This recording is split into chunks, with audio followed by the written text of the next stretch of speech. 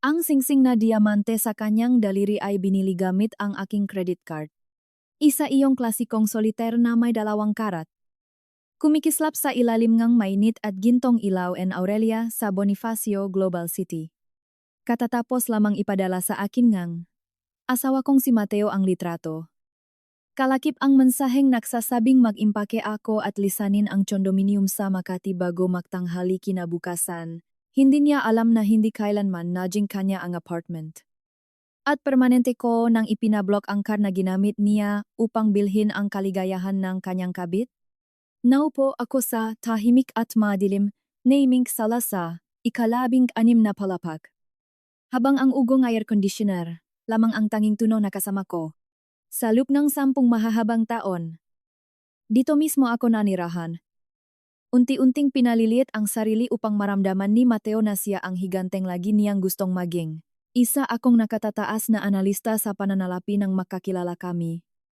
Isang babaeng may ganap na katumpakang sumusuri ngang panganib sa mga pagsasanip ngang kumpanya na nakakahalaga ngang milyon-milyong piso.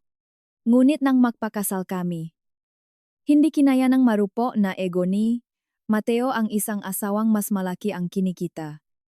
Mas mabilis makisip. At mas naunawaan ang mundo, ang kayamanan kaysa sa kanya. Kaya pinili kong umatras. Nagbitiw ako sa aking kumpanya. Naging may bahay. At hinayaan siyang maniwala na ang sahot niya bilang direktor ng pagbebenta sa isang korporasyon ang nag-isang haliging bumubuhay sa amin.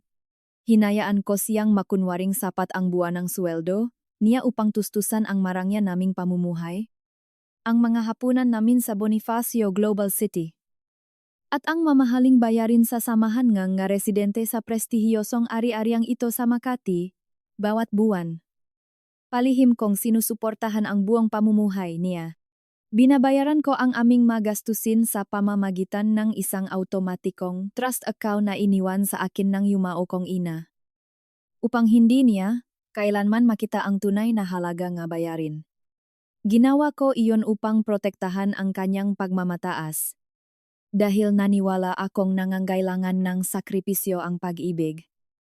Kahit pa ang sakripisyong, iyon ay ang pagbura sa sarili kong pagkakakilanlan, gunit pagkatapos. Nagsimulang lumitaw sa glove compartment ngang kanyang sasakyan ang mga resibo mula sa mga mamahaling tindahan ng alahas.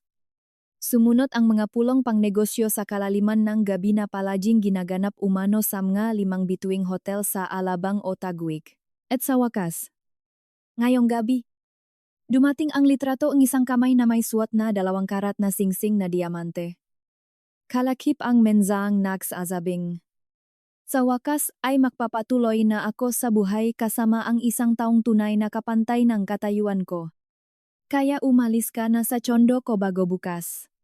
Tinawag niya, iyong tsondo, niya dahil nakalagay, ang pangalan niya sa kontratang paupahanggang pagmamayari, na nilagdaan namin ilang taon na ang nakalipas, ang nakalimutan niya. O marahil, ay, hindi niya kailanman inabalang unawain. Ay ang paunang bayat, buwan ng hulog. At panghuling kasulatan ng ganap na bilihan, ay pawang pinondohan ng ari-arian ng aking pamilya. Isa lamang siyang lumagda. Isang legal na formalidad na pinahintulutan ko dahil gusto kong maramdaman niyang siya ang lalaking ang tahanan. Tumingin ako sa aking telepono. Napatuloy na nagliliwanag sa larawan ng kanyang kabit. Isang 25 taong gulang na influencer sa social media na nagngangalang Bea. Napakatagumpay ngang anyo niya sa larawan. Maingat na nakapatong ang kamay sa ibabaw ng isang baso ngang mamahaling champagne sa Aurelia. Wala ni isang luhang pumatak mula sa aking mga mata. Naubos ko na ang aking maluha ilang linggo na ang nakalipas. Nang una kong mapagtantong ang lalaking pinaglaanan kong 10 taon ng buhay ko ay isa lamang hungkak na mapagkunwaring umaakyat sa lipunan.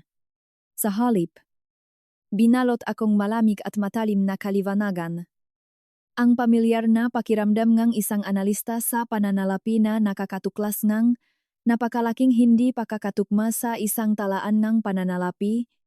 Masamang pamumuhunan si Mateo, at panahon na upang tuluyan, siyang alisin sa aking mabagaari. Tumadyo ako. Lumapit sa mabigat na masang mahogani sa sulok ng aming silid-aralan. At binuksan ang maliit na nakabaong kaha de uero. Nasa loob ang madokumentong inakala niyang nawala o nakalimutan ko na. Inilabas ko ang orihinal na kasulatan na donasyon mula sa aking ina. Na malinaw na nagsasaad na ang ari-ariang ito sa Makati ay parafernal na ari-arian na ako lamang ang nagdala sa aming pagsasama sa ilalim ngang batas ngang Pilipinas. Nangangahulugan itong ganap na hiwalay kong pag-ari ang condominium at hindi kabilang sa aming pinagsamang ari-arian bilang mag-asawa. Inilabas ko rin ang rehistrong marangyang sports utility vehicle na minamaneho niya papasok sa trabaho araw-araw. Nakarehistro iyon sa aking panggalan at binayaran ng buo mula sa sarili kong portfolio ge pamumuhunan. Sa huli, binuksan ko ang aking laptop at pumasok sa pribado kong portal sa bangko. May limitasyong 500,000 piso ang karagdagang credit card ni Mateo. Isang pribilehiyong ibinigay ko upang maasikaso niya ang kanyang nga prominenteng kliyenteng pangkorporasyon. Pinindot ko ang bahagi para sa pamamahalangang card. Pinili ang partikular na numero ng kanyang card. At pinindot ang pindutang nagsasabing permanenteng i-block. Ganun din ang ginawa ko sa ikalawa niyang card. Na ginagamit niya para sa pang-araw-araw na gastusin, sa ilang pindot lamang. Epektibo kong pinutol ang pinansyal na hanging bumubuhay sa kanya. Ngunit hindi pa ako tapos. Kinuha ko ang aking telepono at tinawagan ang numerong 5 taon ko nang hindi dinadial. Sumagot si Rafael sa ikatlong ring. Malalim. Kalmado. At agad kong nakilala ang kanyang tinik. Clara. Sabi niya. May halong pagkagulat at init ang tono. Napakatagal na panahon na ang lumipas. Si Rafael ang namamahalang kasosyo ang Aurelia. Ang napaka-eksklusibong restaurant kung saan kasalukuyang ipinagdiriwang ni Mateo ang kanyang pakikipagtipan. Isa rin siyang malapit na kaibigan mula pa noong mga araw ko sa universidad. Isang taong lubos na nakakakilala kung sino, ako bago ko piniling magtago sa likod ng katauhan ng isang tahimik na may bahay. Kailangan kong isang napakatiyak na pabor. Rafael. Sabi ko. Matatag ang tinik at walang bahit ng galit. Ipinaliwanag ko sa kanya ang sitwasyon sa loob ng wala pang 3 minuto. Gamit ang malamig at eksaktong pananalita ang isang mungkahing pangnegosyo. Nakinig si Rafael nang hindi sumisingit. At lalong bumigat ang kanyang katahimikan sa kabilang linya habang inilalahat ko ang bawat detalye. Nang matapos ako, narinig ko ang mabagal at tahimik niyang pahinga. Nasa mesa bilang 7 siya ngayon. Sabi ni Rafael. Naging profesional at mapagprotekta ang tono.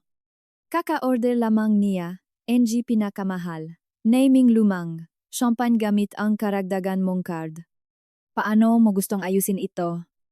Clara, gusto kong bayaran ang hapunan nila. Rafael. Sagot ko. Habang bahagyang ngumiti ng walang saya. Ngunit pagkatapos lamang na tuluyang mawasak ang kanyang pagmamataas. Bigyan mo ako ng 45 minuto upang makarating sa Bonifacio Global City. Panatilihin mo sila ron. Ituring mo ng tapos. Sabi ni Rafael. Pantalahin ko sa aming punong kapitan ang kanilang panghimakas. At personal kong babantayan ang mesa nila. Salamat. Rafael. Sabi ko bago ibinaba ang tawag. Pumunta ako sa aming pangunahing silid tulugan at binuksan ang walk-in closet. Sa nakalipas na ilang taon. Wala akong isinuot kundi malalambot na talang may banayat na kulay at simpleng sapatos na walang takong. Sadyang nagpapakumbaba sa pananamit upang hindi maagaw ang pansin mula sa makikinang na disenyadong kasuotan ni Mateo. Ngunit ngayong gabi, nilampasan ko ang mga damit na iyon. Inabot ko ang pinakadulong bahagi ng aparador, kung saan nakatago, sa mga proteksyon na lalagyan. Ang dati kong mga kasuotang pangkorporasyon. Inilabas ko ang isang pinasadyang pantalon at Amerikana, na kulay itim na parang hatinggabi mula sa isang Italianong disenyo. Isang kasuotang binili ko nang may sara ko ang una kong malaking pakuhangang korporasyon. Matigas at mabigat ang tela. At ganap na bumagay sa hubong ng aking katawan. Isinuot ko iyon at agad kong naramdamang binagoeng. Matibay na balikat eng kasuotan ang aking tindig. Nagsuot akong klasikong itim na stiletto. Habang marahang humahaplos sa sahig na kahoy, ang pulang talampakan nito. Nag-ayos ako sa harap ngang salamin at pinahiran ang aking mga labi ngang malalim at makapangyarihang pulang kulay. Habang tinitingnan ko ang aking refleksyon, hindi ko nakita ang tahimik at sunod-sunurang may bahay na minamaliit ni Mateo sa loob ngang isang dekada. Nakita ko si Clara, ang babaeng dating namumuno sa mapulong ng lupon. Ang babaeng tiyak na alam ang tunay niyang halaga. Kinuha ko ang aking katad na clutch. Inilagay sa lubang orihinal na titulong ari-arian, rehistrong sasakyan, at pangunahing itim kong credit card. Sa kalumabas ng apartment, mayos ang biyahe mula Makati patungong Bonifacio Global City. Habang lumalabo sa labas ng bintana ang nga ilawng lungsot na parang habing ginto at pilak, ipinarada ko ang sasakyan sa silong ng gusali nga Aurelia at sumakay sa pribadong elevator patungo mismo sa pasukan para sa manggatauhan ng restauran. Naghihintay sa akin si Rafael sa pasilyong kusina. Suot ang walang kapintasang kasuotan, niya bilang tagapamahala. Tiningnan niya ako. At bahagyang lumaki ang kanyang nga mata sa paghanga at paggalang. Maligayang pagbabalik. Clara, sabi niya habang iniabot ang kamay. Kamuha mo na muli ang babaeng naalala ko. Tinanggap ko ang kamay niya at mariin. May kumpiyansang pinisilyon. Tapusin na natin ito. Sabi ko. Nasaan sila? Nasa mesa bilang 7 sila. Sa gitna mismo ngang pangunahing bulwagan. Bulong ni Rafael habang inaakay ako patungo sa makapal na kurtinang pelus na naghihiwalay sa kusina at restauran. Napakaingay niya ngayong gabi. Ipinagyayabang sa mga katabing mesa ang bago niyang promosyon at nalalapit na kasal. Bahagya kong ibinuka ang kurtina at sumilip sa bulwagan. Napakaganda ngang restauran. Puno ang marahang kalansing ang kristal na baso. Mahinang bulungan ng mga kabilang sa alta sosyedad ng Maynila. At samyo ng truffle at inihaw na karne. Sa gitnang lahat ay nakaupo si Mateo. Suot niya ang bagong-bagong disenyadong diaket. Maayos na nakasuklay paatras ang buhok. At malakas na tumatawa sa sinabi ni Bea. Nakasuot si Bea ang lantad at kumikislap na damit. Palaging nakataas ang telepono upang kumuha ang selfie. At ipinapakita ang bago niyang singsing na diamante sa harap ngang ginintuang dingding ng restauran. Mukha siyang bata. Maganda. At ganap na hungkak.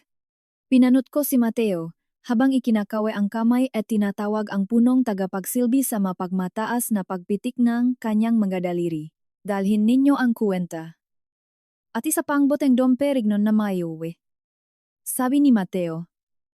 Umaling-awngaw ang tinik sa tahimik na silid. Gustong magdiwang ngang mapapangasawa ko habang pauwi. Magalang na yumuko ang tagapagsilbi at nagtungo sa terminal, eng may pagbabayat. Tiningan ko si Rafael at tumango. Panahon na. Bulong ko. Sinenyasan ni Rafael ang tagapagsilbi at kinuha mula rito ang katat na lalagyan ng kuwenta. Ako na ang bahala rito. Sabi ni Rafael sa tagapagsilbi bago bumalinging sa akin. Sundan mo ako makalipas ang 2 minuto. Pinanut kong lumapit si Rafael sa mesa bilang 7. Nakatakip sa mukha ang ganap na propesyonal na paggalang. Ginong Cruz. Binibine. Umaasa akong nasiyahan kayo sa inyong gabi sa amin. Sabi ni Rafael habang inilalapag ang lalagyan ng kuwenta sa mesa. Oh naman. Oh naman. Rafael. Sabi ni Mateo. Hindi man lamang siya, tinitingnan habang inilalabas mula sa disenyadong pitaka ang karagdagan kong credit card at ibinabato iyon sa katad na lalagyan. Ilagay mo rito ang lahat. At huwag kalimutang magdagdangang malaking tip. Marunong akong mag-alaga ng gatauhan. Kinuha ni Rafael ang card. Lumapit sa nabibit-bit na terminal sa gilid. At isin-wipe iyon, gaya ngang inaasahan. Naglabas ang makinangang matalim at paulit-ulit na tunog na nagpapahiwatig na tinanggihan ang transaksyon. Hindi nagmukhang nagulat si Rafael. Muli niya iyong isinwipe. Mas mabagal sa pakataong ito. Upang matiyak na makikita ni Mateo, ang kumikislap na pulang ilaw sa screen. Paumanhin. Ginong Cruz. Sabi ni Rafael. Sapat ang lakas ng tinig upang mapalingon ang mana sa katabing mesa. Ngunit tinanggihan ng bangkong nakpalabas nito ang karna ito. Tumawa si Mateo. Isang tuno na puno nga kinakabahang pagmamataas. Tinanggihan impossible iyon. Mataas ang limitasyon ne cart na iyan. Subukan mo ulit. Siguradong sira ang makina ninyo. Tinitiyak kong maayos ang aming makina. Kalmadong sagot ni Rafael. Marahil ay may iba pa kayong karna. Maari naming subukan sumimanggot si Mateo at bahagyang. Namula ang muha ng maramdaman niyang napapatingin sa kanya ang tao sa katabing mesa. Dumukot siya sa pitaka at inilabas ang personal niyang debit card. Kung saan pumapasok ang sweldo niya mula sa korporasyon. Ito na lang ang gamitin mo. Dapat ay higit pa sa sapat ang laman niyan. Kinuha ni Rafael ang card at ipinasok iyon sa terminal. Muli, naklabas ang makina ng parehong malamig at walang awang tunog. Tinanggihan ang transaksyon. Sabi ni Rafael. Matata at malinaw ang tinig. Hindi sapat ang pondo. Agad na naging matingkat na pula sa galit ang muka ni Mateo. Nagsimulang mamuo ang pawis sa kanyang noo. At unti-unting nabiyak ang makinis niyang anyo sa bigat ng sama-samang pagtitig ng buong silit. Ano ang ibig mong sabihing hindi sapat ang pondo singhal ni Mateo? Naging desperadong bulong ang tinig. Ako ang vice-presidente na ba pagibenta? Alam mo ba kung sino ako? Paumanhin. Ginoo. Ngunit hindi nagsisinungaling ang makina. Sabi ni Rafael. Ganap na kalmado. 85,000 piso ang kuwenta. Kapag hindi ninyo ito nabayaran. Mapipilitang kaming tumawagan ng seguridad. Namutla sa takot si Bea. Ibinaba ang kamay mula sa mukha at tiningnan si Mateo, nang may halong pakalito at kahihiyan. Mateo, ano ang nangyayari tanong niya? Matinis at pilit ang tinig. Akala ko sinabi mong walang hanggan ang kredito mo rito. Napakahiyang-hiyang sitwasyon nito. Sandali lang. Bea. Nautang na sabi ni Mateo. Nanginginig ang mga kamay habang kinakapa, ang pitaka at isa-isang inilalabas ang mga card. Ngunit puro bakanteng puwang lamang ang natakpuan. Sa mismong sandaling iyon. Lumabas ako mula sa likod ng kurtinang pelus. Mabagal. May dayog. At sinadya ang tunonggang matataas kong takong sa sahig na marmol. Diretso akong naglakad patungo sa mesa bilang 7. Tuwit ang tindik at nakapako ang mata sa aking asawa. May problema ba rito? Rafael, tanong ko. Pinuputol tinik ko ang mabigat na katahimikang mulwagan. Nanigas si Mateo. Lumaki ang mata sa dalisay na takot nang makita akong nakatayo run. Tiningnan niya ang pinasadyang kaswatan ko. Ang pulang-pula kong malabi. At ang ganap na kawalan gang init sa aking mamata. Clara, bulong niya. Nabazag ang tinig. Ano ang ginagawa? Morito, akala ko sinabi kong manatili ka sa kondo at mag-impake. Hindi ko pinansin ang tanong niya at ibinaling ang pansin kay Bea. Na nakatitig sa akin ng may halong pakagulat at unti-unting pakaunawa. Ikaf siguro si Bea. Sabi ko. Magalang at halos parang karaniwang usapan ang tono. Ako si Clara. Ang asawa. Bahagyang bumuka ang bibig ni Bea. Ngunit walang lumabas na tunog. Tiningnan niya si Mateo. Saka ako. At mabilis na napunta ang mga mata sa singsing na diamante sa kanyang daliri. Clara. Sa labas natin pag-usapan ito. Pakiusap ni Mateo. Mabilis na tumayo at inabot ang braso ko. Pribadong usapin ito. Huwag kang gumawang eksena rito. Huwag mo akong hawakan. Mateo. Sabi ko. Bumaba sa mapanganib at nagyayalong tono, ang aking tinig kaya agad siyang nanigas. Hindi ako ang gumagawang eksena.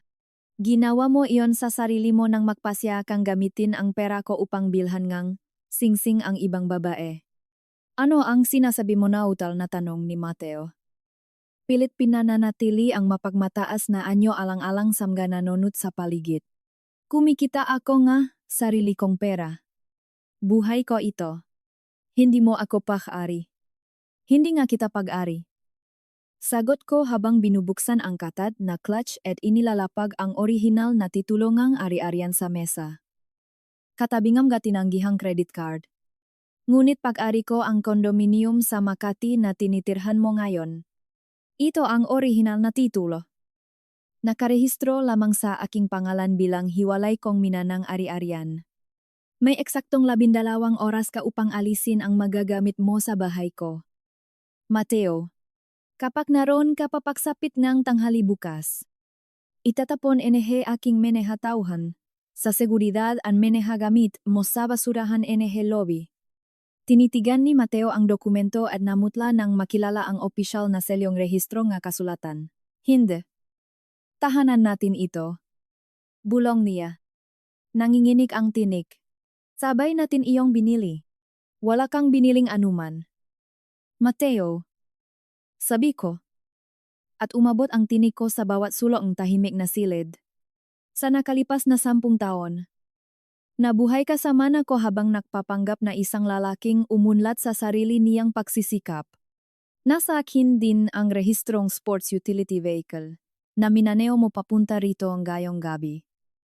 Patuloy ko habang inilalapag ang ikalawang dokumento sa mesa. Nasa pangalan ko ang pag-upa at mula sa aking account ang lahat ng bayad. Naabisuhan ko na ang kumpanya nga, paksubaybay na patayin ng malayuan ang makina pagsapit ngang hating gabi. Maglalakad kang pauwi. Napasinghap ng malakas si Be at tinakpan ang bibig habang tinitignan si Mateo nang may sukdulang pakasuklam. Mateo, sinabi mong pag-aari mo ang tsondo. Sigaw niya. Nanginginig ang tinik. Sinabi mong binayaran mo ng buo ang kotseng iyon. Naksinunghaling siya sa iyo. Bia. Sabi ko habang ibinabaling ang tingin sa kanya. Gaya ngang pagsisinungaling niya sa makasamahan. Mga kaibigan. At sa sarili niya.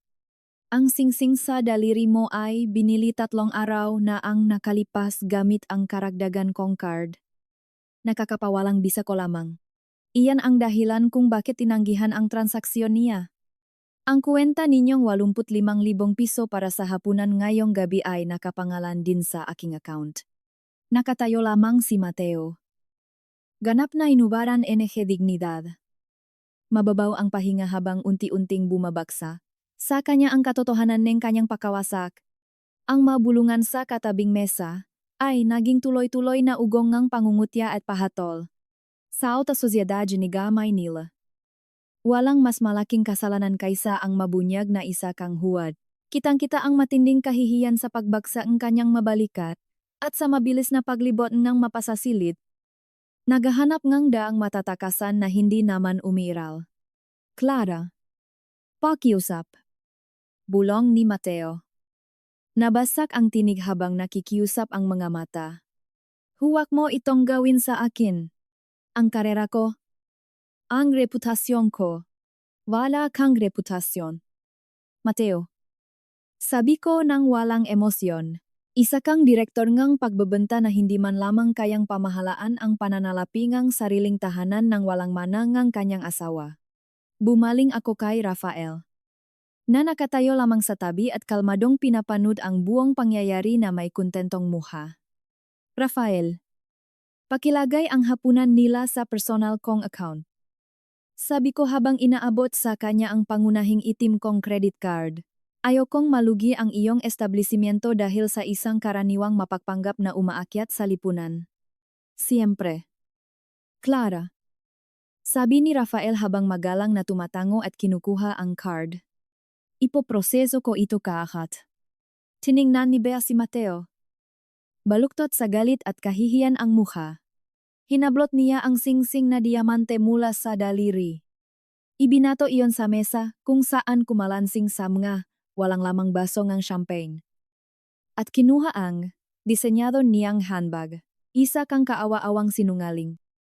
Mateo. Singhal niya bago tumalikot at tumakbo palabas ng restauran. Mabilis na kumakalansing ka ang mga takong sa sahig. Iniabot ni Mateo ang kamay upang pigilan siya. Ngunit umarang si Rafael. At tinakpan ng malaking katawan nito ang daan palabas. Sa palagay ko, panahon na upang umalis kayo. Ginong Cruz. Sabi ni Rafael. Malamig at mapangutos ang tinik. Ihahatid kayo ni haming seguridad hanggang sa kalye. Huling tumingin sa akin si Mateo. Punong galit. Desperasyon. At pakatalo ang nga mata. Ngunit wala siyang nakita sa mukha ko kundi ganap na kawalan ngang damdamin. Tumalikot siya at lumabas ng nakayuko. Ineskortan ngang dalawang malalaking gwardiya sa pangunahing bulwagan. Sa harap nga matang nakatitig mula sa alta sosyedad ng Maynila. Pinanut ko siyang umalis habang may kakaiba at hungkag na pakiramdam sa dibdib. Hindi iyon lungkot. Pakiramdam iyon ang isang mabigat at nakakasakal na pasan na sa wakas ay naalis matapos ang 10 mahahabang taon. Kinuha ko mula kay Rafael ang credit card at mayos na ibinalik sa clutch.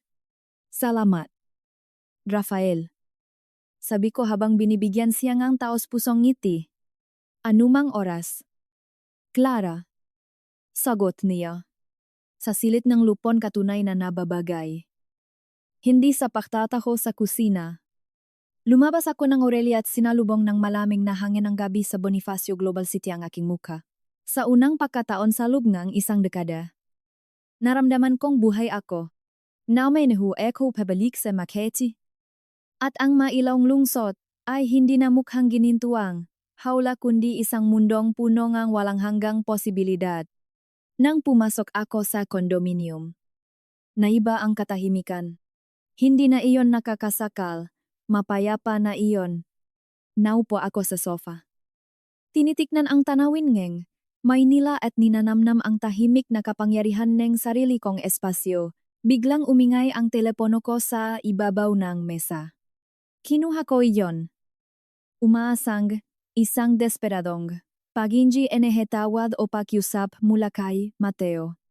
Sa halip, lumitaw ang mensahe mula sa hindi kilalang numero. Personal na numero iyon ni Mateo.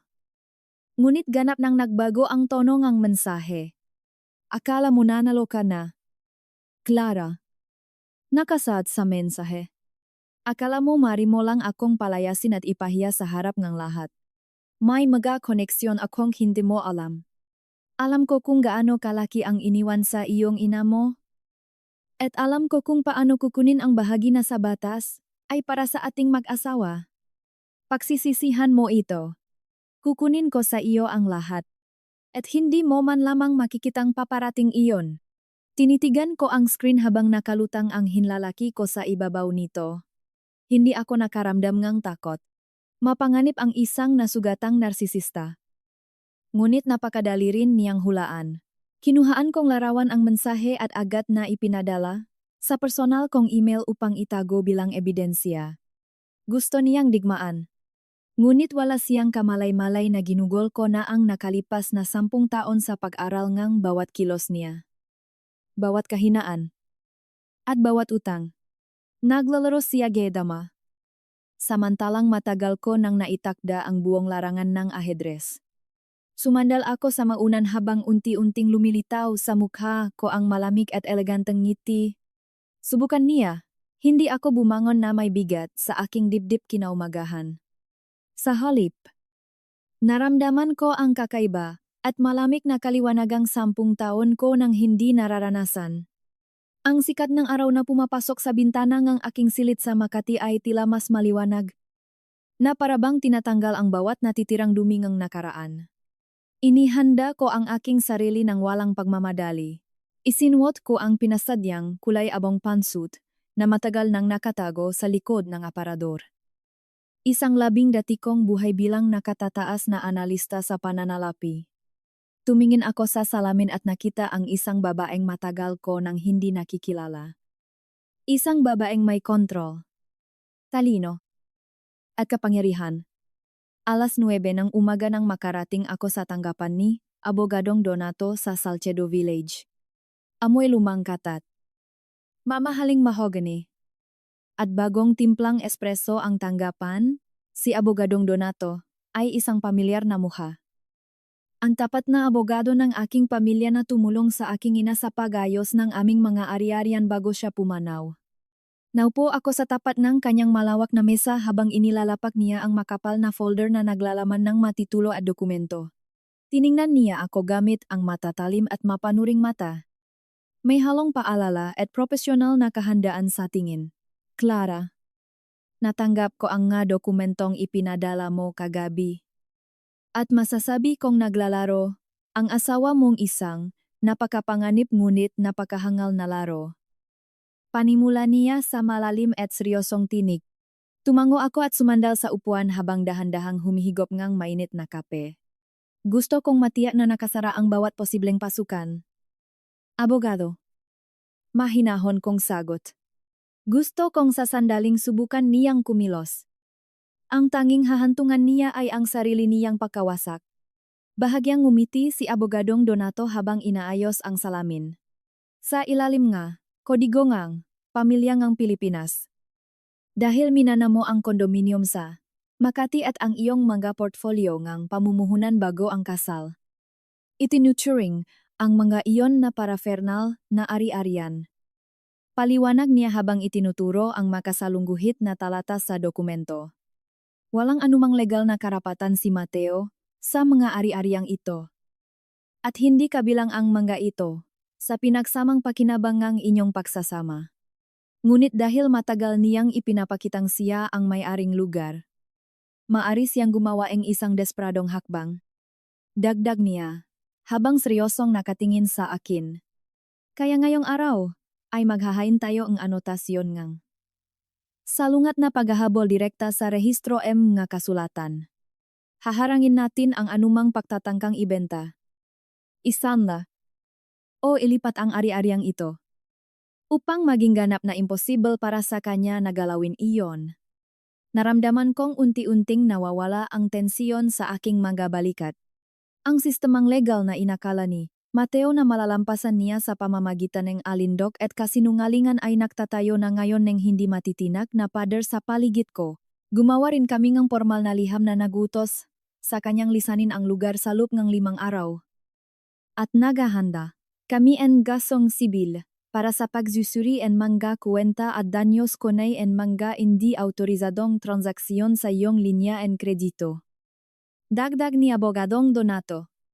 Napasalamat ako sa kanya at umalis sa tanggapan na may pakiramdam ng tagumpay. Hindi bahay ang susunod kong pinuntahan, kundi isang tahimik at marangyang kapihan sa Greenbelt kung saan nakatakda kong makipagkita kay Rafael.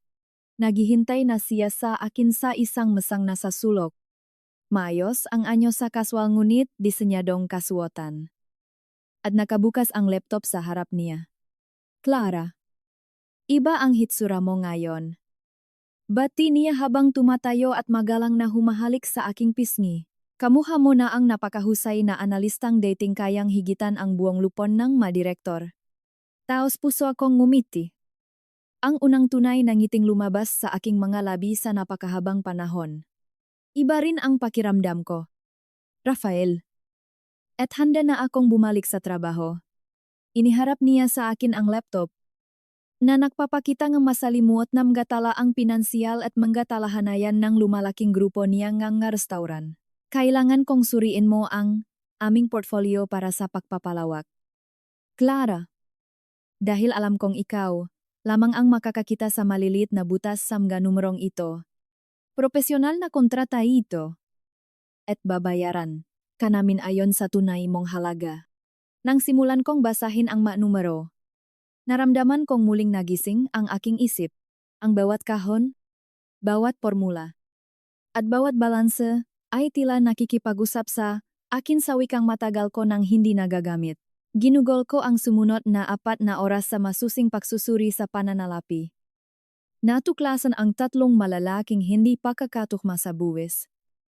At nagmungkahinga estratehiya sa pagpapahusay na makapagtitipid sa grupo ni Rafael na milyon-milyong piso.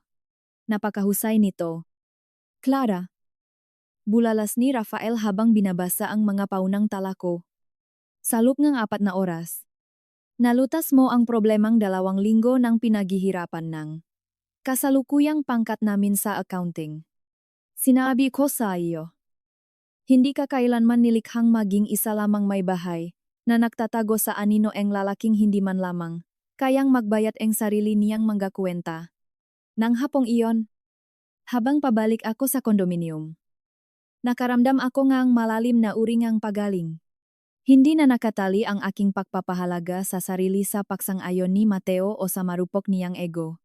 Hindi na ako ang tahimik na may bahay na naghihintay sa asawang abala sa paggastos ng pera ko para sa ibang babae. Ako si Clara. Isang malaya, mayaman, at napakatalinong babaeng sa wakas ay nakpasiyang bawiin ang sariling buhay. Pagpasok ko sa kondo, naramdaman ko ang kapayapaan sa bawat sulok nito. Ginugol ko ang gabi sa pagayos ng mga gamit at pagtatapon ng mga natitirang bakas ni Mateo ang mamahalin ngunit walang lamang bote ng pabango, mga magasin, at mga supot ng mamahaling tatak. Ang bawat basurang itinapon ko ay tila isang hakbang pabalik sa sarili kong kalayaan, ngunit panandalian lamang ang kapayapaang iyon. Nang sumunod na linggo, habang sinusuri ko ang ilang ulat sa pananalapi sa sala, tumunog ang telepono mula sa isang hindi kilalang numero. Nagatubili ako sandali bago sumagot. Kalmado at profesional ang tinig. Hello? Sino ito, tanong ko? Nanginginig ang tinig sa kabilang linya. Punong ang takot at tila malapit ng maiyak. Clara. Pakiusap. Huwag mo munang ibaba ang telepono. Pakiusap na tinig. At agad kong nakilala kung sino iyon. Si Bea iyon. Natahimik ako sandali. Sinusur kung makakaramdam akong galit. Ngunit walang galit. Tanging malamig na pag-usisa. Bakit mo ako tinatawagan? Bea, tanong ko nang walang emosyon. Kailangan kitang makita. Clara. Pakiusap. Dahil hindi ko na alam ang gagawin ko. Hagulhol niya sa kabilang linya. Lubusan nang nabalif si Mateo. At sisirain niya ang buhay ko at isasama ako sa pagbagsak niya. Pakiusap. Makita tayo sa isang lugar na walang makakakita sa atin.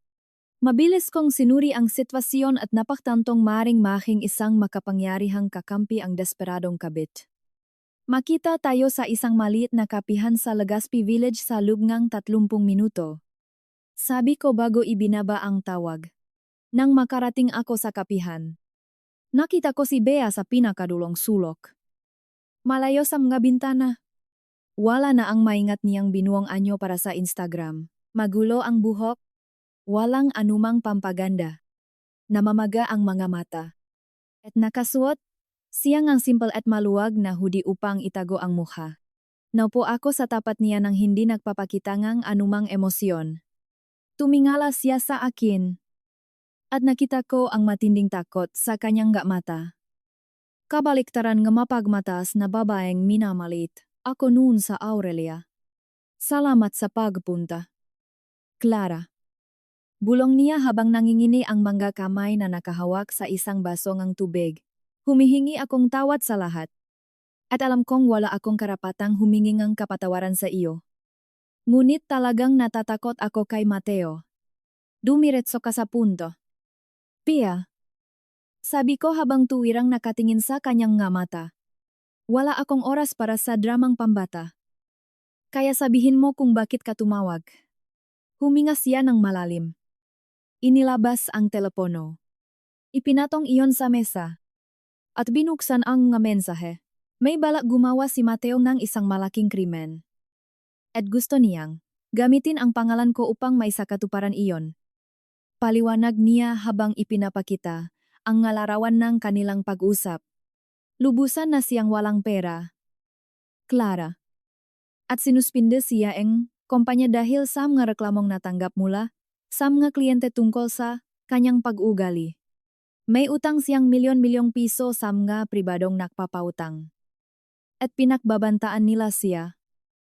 Patuloy ni Bea habang tahimik na umiiyak. Kaya gumawa siya ng paraan upang mabilis na makakuha ng pera.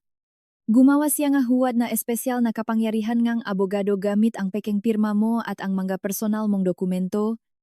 Naramdaman ko ang malamig na kilabot sa likod habang tinitingnan ang malarawan. Isa iyong borador ng espesyal na kapangyarihan ng abogado. Kumpleto sa huwat kong pirma, at maluma kong karnang pakakakilanlan. Pinahihintulutan ng dokumento si Mateo na gamitin bilang panagot ang condominium ko sa Makati para sa napakalaking pautang na 5 milyong piso mula sa pribadong kumpanyang Finros Lending sa Ortigas. Sinabi niyang sa sandaling maaprubahan ang pautang. Lilipat kami patungong Singapore at magsisimula ng bagong buhay. Bulong ni Bea. Nanginginig ang tinig, ngunit napagtanto kong ginagamit lamang niya ako. At kapag nalaman mo ito, ako ang maiwang haharap sa kaso dahil hiningi niya ang pirma ko bilang saksi sa dokumento. Pinagbantaan pa niya akong ilalabas ang ilang pribado kong larawan at video kapag hindi ako nakipagtulungan. Tiningnan ko ang dokumento ng may matinding konsentrasyon. Hindi na lamang narsisista si Mateo. Isa na siyang desperadong kriminal na handang gumawa nga pamameke at pandaraya upang takasan ang pinansyal na pagkawasak na siya rin ang may gawa. Alam ba niyang kinakausap mo ako, tanong ko kay Bea habang kinokopya ang lahat ng larawan sa sarili kong telepono. Hindi. Akala niya nag-impake pa rin ako bilang paghahanda sa aming paglipad. Sagot niya habang pinupunasan ang maluha. Nakatakda siyang makipagkita sa mga opisyal sa pautangang Finros Lending. Bukas ng 3:00 ng hapon upang lakdaan ang panghuling kontrata at tanggapin ang paunang tseke. Tumango ako at ibinalik ang telepono sa kanya. Makinig kang mabuti. Bea. Sabi ko sa seryoso at malamig na tonong nagpahinto sa kanyang pag-iyak. Gagawin mo ng eksakto ang inaasahan ni Mateo. Huwag mo siyang i-block. Huwag kang makipagtalo. At kumilos kang parabang sunod-sunuran ka pa rin sa mga plano niya. Ngunit paano ang pandaraya? Clara, tanong niya. Matindi ang takot sa tinig. Ayokong makulong. Kapag nakipagtulungan ka at ginawa ng eksakto ang sasabihin ko, titiyakin kong poprotektahan ka ni Abogadong Donato laban sa pananagutang kriminal bilang kasabwat. Sagot ko habang tumatayo. Ngunit kapag pinaktaksilan mo ako, personal kong titiyaking magsasalo kayo ni Mateo sa isang selda. May kasunduan ba tayo? Agad na tumango si Bea. Na parabang nakakita nga huling pag-asa sa magulong sitwasyon. Oh, Clara. Gagawin ko ang lahat ng sasabihin mo? Bulong niya. Umalis ako sa kapihan at agad na tinawagan si Abogadong Donato upang ipaliwanag ang sitwasyon. Agad at profesional ang kanyang reaksyon. Pamamake ito nga pampublikong dokumento at tangkang syndicated estafa. Clara. Sabi niya sa kabilang linya. Hindi na lamang ito alitan sa batas pampamilya. Isa na itong mabigat na krimeng kriminal. Makikipag-ugnayan ako sa rehistro nga kasulatan upang kumuha ng sertipikadong kopya ng tunay mong pirma at ng salungat mong pahahabol. Dagdag ni Abogadong Donato.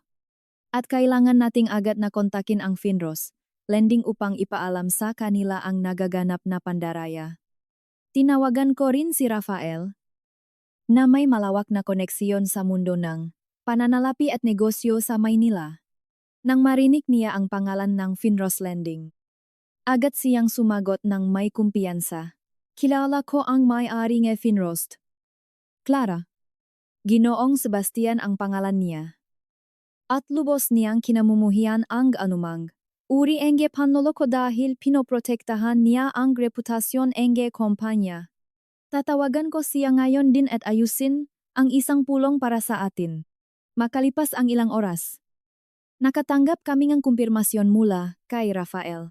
Galit na galit si Ginong Sebastian nang marinig ang tangkang pandaraya gamit ang maserbisyo ng kanyang kumpanya. Pumayak siyang makipagtulungan at maghandang bitag para kay Mateo. Inutusan niya ang mga opisyal sa pautang na ituloy ang nakatagdang pulong kinabukasan. Ngunit sa hali pinailabas ang pera. Maghahanda silang komprontasyon. Kinaumagahan, bago ang nakatakdang oras, nakita-kita kami ni na Abogadong Donato, Rafael, at 2 pulis na nakasibilian mula sa pambansang pulisyangang Pilipinas sa isang tago at pribadong tanggapan malapit sa gusaling ang Finros Landing sa Ortigas. Mabigat ang tensyon ngunit napakaayos ang lahat. Alam ngang bawat isa sa amin ang gagawin. Na para kaming nga piyesa sa ahedres na handang sumulong para sa huling tira. Handa ka na ba rito? Clara tanong ni Rafael habang nakaupo kami sa loob ngang sasakyan niya at nakatanaw sa pasukan ngang mataas na gusaling Finros. Tiningnan ko ang sarili sa salamin. Kalmado ang mukha at walang takot ang namata. Ginugol ko ang 10 taon bilang biktima niya. Rafael. Sagot ko habang inaayos ang Amerikana ang aking kasuotan. Ngayong araw, isa lamang akong taga-suri na isinasara ang kanyang account. Eksaktong alas 2:40, yesingkong hapon nang makita naming dumating si Mateo. Suot niya ang pinakamaganda niyang kulay asul na disenyadong kasuotan. Ang binili ko para sa kanya noong ikatlong anibersaryo namin. Naglakat siya sa karaniwang mapagmataas na paraan. May dalang katad na briefcase at mataas ang baba na parabang pagari niyang bungkalye. Tumingin ako sa relo habang naglalakad siya papasok sa lobby. Nasa mukha pa rin niya ang ganap na kumpiyansa. Ang paniniwalang siya ang pinakamatalinong, tao sa silid at ang lahat ng iba pa, ay mga baitang lamang tungo sa tagumpay niya. Wala siyang ideyang ang elevator na sinasakyan niya ay maghahatid sa kanya diretso sa sarili niyang pakawasak. Sumunod kami makalipas ang 5 minuto. Kasama ko si Abogadong Donato at ang 2 pulis na nanatiling tahimik ngunit alerto sa likod namin. Sumakay kami sa elevator patungo sa ika-22 palapag. Kung saan naroon ang ehekutibong tanggapan ngang Finros Landing. Nang bumukas ang pinto, sinalubong kami ngang isang resepsyonistang tila alam na ang aming pagdating. Tahimik niya kaming inakay sa pasilyong salamin patungo sa pribadong silit nga pagmamasit na katabi ngang pangunahing silit nga lupon. May salaming isang panik ang silit. Kaya nakikita at naririnig namin ang lahat ng nayayari sa loop nang hindi kami nakikita. Sa loob ng silit na lupon, nakaupo si Mateo sa gitnang malaking mesa. Katabi niya ang isang opisyal sa pautang na nakangiti ngunit halatang umaarte lamang ayon sa plano ng kanilang may-ari. Inilapa ni Mateo sa mesa ang espesyal na kapangyarihan ng abogado kasama ang iba pang huwat na dokumento. Gaya nga kikita ninyo. Ito ang ma-orihinal na titulong ari-arian namin sa Makati. At ito ang espesyal na kapangyarihan ng abogado na nilagdaan ng asawa kong si Clara. Narinig naming sabi ni Mateo mula sa speaker sa lupang silit na pagmamasid. Lubos niyang sinusuportahan ang transaksyong ito. At kasalukuyan siyang nagpapahinga sa bahay dahil sa ilang suliranin sa kalusugan. Kaya ako na ang nag-asikasong lahat. Naramdaman kong humikpit ang mga kamao ko habang pinakikinggan ang kanyang mga sinungalingan. Ginagamit niya ang kunwari kong karamdaman bilang dahilan ngang aking pagkawala. Isang klasikong kilos ni Mateo na ginawang kasangkapan sa pandarayang pinansyal ang kanyang pagmamanipula. Tumango ang opisyal sa pautang at nakunwaring sinusuri ang mga dokumento. Mukhang mayos ang lahat. Ginong Santos. Ngunit kailangan lamang namin ng panghuling pagpapatunay mula sa aming kagawarang legal bago pirmahan ang tsekeng 5 milyong piso. Sagod nito bang tumatayo at lumalabas NG Silid. Nang maywan si Mateo, na mag-isa sa silid ng lupon. Nakita kong nagbago ang kanyang tindig, bumagsak siya sa sandalan ng upuan. Nakpakawala ngang malalim at pagod na buntong hininga. At nanginginig ang makamay habang sinusuri ang telepono. Tinitingnan niya ang aplikasyon ng bangko sa telepono. Natiya na nagpapakita nga, sunod-sunod na pulang numero at mga babala sa labis na pagkakautang sa account. Isa siyang desperadong lalaking nakakapit sa nasusunoh na lubit. Naniniwalang ang pamamekang ito ang kanyang kaligtasan, makalipas ang 5 minuto. Bumukas ang pinto NG Silid NG Lupong. Ngunit hindi ang opisyal sa pautang ang pumasok. Ako iyon. Kasunod sina, Abogadong Donato, Rafael, at ang 2 pulis na nakasibilyan. Nang makita ako, agad na napatayo si Mateo. Biglang nawala ang kulay ng mukha at naging kasing puti ngang papel ang balat. Clara. Ano ang ginagawa mo rito, nautal niyang tanong habang pilit ibinabalik ang nakasanayang ngiti ngunit nabigo. Naupo ako sa tapat ng mesa at tinitigan siya nang walang anumang emosyon. Narito ako upang suriin ang transaksyon mo. Mateo. Malamig kong sagot habang itinuturo ang mga huwad na dokumento sa mesa. Anong kalokohan ito? Clara, sigaw niya habang pilit binabawi ang tapang. Pribadong pulong pang negosyo ito. At wala kang karapatang manggulo rito. Umuwi ka sa Chondo at doon natin pag-usapan ito. Lumapit si Abogadong Donato at inilapag ang opisyal na sertipikasyon mula sa rehistro nga kasulatan sa ibabaw ngang huwat na espesyal na kapangyarihan ng abogado. Ginong Santos. Ako si Abogadong Donato. Ang kumakatawan kay Clara. Maring pagpapakilala nga aking abogado. Nakapagain na, kami ngang salungat na paghahabol at abiso ngang pagdududa sa titulo nga ari-arian sa Makati. Huwad ang iyong espesyal na kapangyarihan ng abogado. At mayroon kaming siyentipikong pagsusuri sa mga pirma upang patunayan iyon. Hindi. Hindi iyan totoo, sigaw ni Mateo. Habang tinitingnan ang mapulis sa likod namin, nilagdan ito ni Clara sa harap ko. Nagsisinungaling siya dahil gusto niya akong sirain. Mag-asawa kami. Lahat ng pag-aari niya ay pag-aari ko rin. Hindi sa ilalim ngang, batas ngang, Pilipinas. Mateo. Sagot ko, habang dahan-dahang sumasandal sa upuan. Ang kondo sa Makati ay parafernal na ari-ariang minana ko sa aking ina. Hindi mo iyong pag-aari. Hindi mo iyong kailanman magiging pag-aari. At wala ka na rin karagdagang card dahil matagal ko na iyong ipinakansela. Tumingin si Mateo sa briefcase. Tila pinag-isipan kung tatakbo o lalaban. Ngunit bago pa siya makagala. Lumapit ang dalawang pulis at ipinakita ang kanilang magasapa. Ginong Mateo Santos. Inaaresto ka namin dahil sa pamemekeng mapampublikong dokumento. Tangkang syndicated estafa.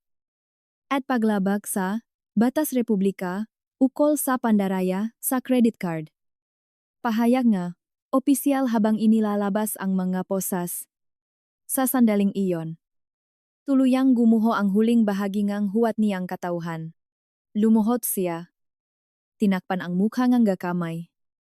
At nagsimulang humahulhol. Clara. Pakiusap. Huwag mong gawin ito sa akin. Pagsusumamo niya habang gumagapang patungo sa akin. Punong luha at pawis ang mukha. Ginawa ko ito para sa atin.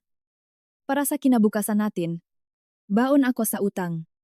At papatayin nila ako kapag hindi ko sila nabayaran ngayon.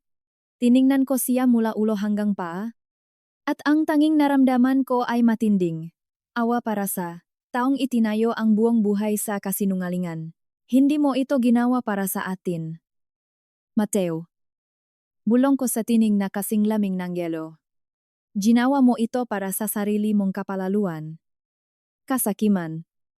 At pagmamataas. Ginugol mo ang 10 taon sa pagpaparamdam na maliit ako upang maramdaman mong malaki ka. Ngunit ngayong araw, eksakto kang katulad ng dati, isang maliit at desperadong lalaking walang-wala. Clara. Pakiusap. Mahal kita. Huling pagsusumamo niya habang kinukuha nga, mga pulis ang kanyang nakamay upang posasan. Huwag mo akong ipakulong. Magbabago ako. Gagawin ko ang lahat ng gusto mo. Hindi ko siya sinagot. Tinalikuran ko siya at lumabas ng silid ng lupon. Matatag at hindi nag-alinlangan ang bawat hakbang. Umalingaw-ngaw sa pasilyo ang kanyang pagmamakaawa at pag-iyak.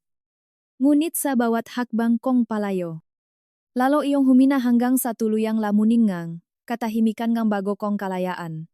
Sumunod sa akin sina Rafael at Abogadong Donato patungo sa lobby. Mahusay ang ginawa mo, Clara. Sabi ni Abogadong Donato habang tinatapik ang balikat ko.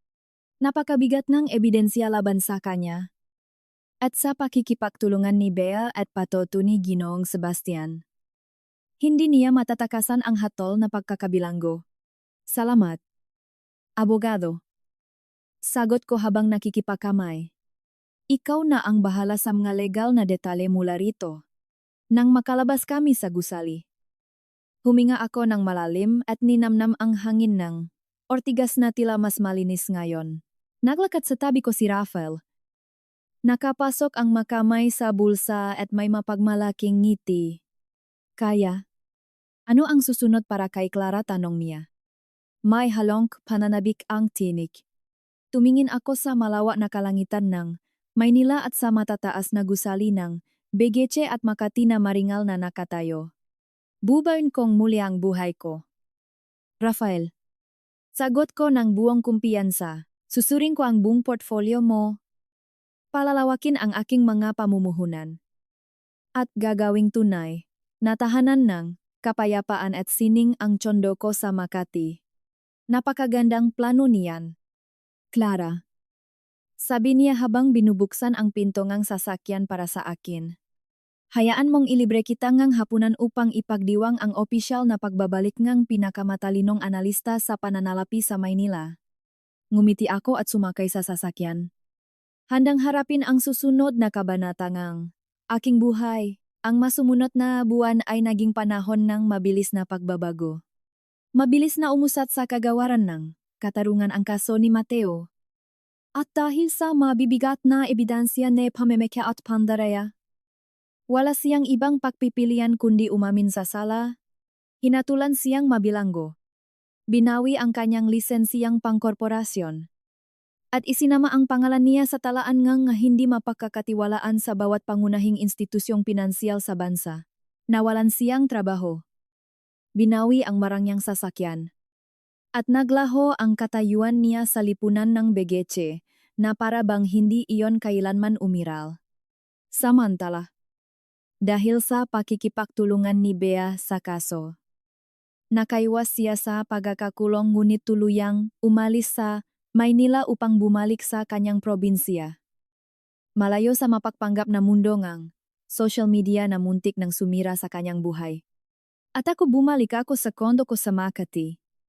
Ngunit hindi ko iyon pinanatili sa dati nitong anyo. Kumuha akong taga-disenyong lupngang bahay upang alisin ang lahat ng madidilim na kahoy at mabibigat na kurtinang gusto ni Mateo. At pinalitan ang mga iyon ng maliwanag at payak na disenyo. Maluluwag na espasyo. At mga makabagong likhang sining na sumasalamin sa sarili kong panlasa. Lumakda ako sa isang lubhang kapakipakinabang na kontrata ngang pakikipagsosyo sa grupo ngang nga restauran ni Rafael at pinangasiwaan ang lahat ng kanilang gawaing pinansyal at pagpapalawak. Hanap na muling na aking aktibo ang mapanuri kong isip. At ginabayan ko ang kumpanya tungo sa pinakamalalaking kitang naitala, nito sa lubngang unang 6 na buwan ng aking pamumuno. Isang gabi. Matapos ang mahaba at matagumpay na pulong sa BGC. Umuwi ako sa kondominium ko sa Makati. Naksalin akong isang basong pulang alak at lumabas sa balkonahe upang pakmasdan ang nakamamanghang tanawin ngang Kalakhang, Maynila. Kumikislap sa dilim ang mailaw ng lungsod na parang mangga bituing nakalatak sa lupa. Naalala ko ang panahong tinitingnan ko ang ngailaw na ito ng may takot, pangamba, at pakiramdam na nakakulong ako sa sarili kong buhay. Ngunit ngayon, habang nakatayo ron na may hawak na basong alak, naramdaman kong buo na muli ang aking pagkatao. Hindi na ako binibigyang kahulugan ng laking nagtangkang nakawin ang aking liwanag. Ako si Clara Malaya. Makapangyarihan. At tunay na mayaman. Hindi lamang sa salapi kundi sa kapayapaan ng isip at pagpapahalaga sa sarili na hindi na kailanman magaw ngang sinuman. Dahan-dahan akong humigop ngang alak habang isang banayat at eleganteng ngiti ang lumalaganap sa aking muha. Sa pagtanaw sa mga ilaw ngang lungsod, sa wakas ay nabawi ko na ang aking buhay. At sa unang pagkakataon, sa loob ngang 10 taon, tunay na nasa tahanan na ako.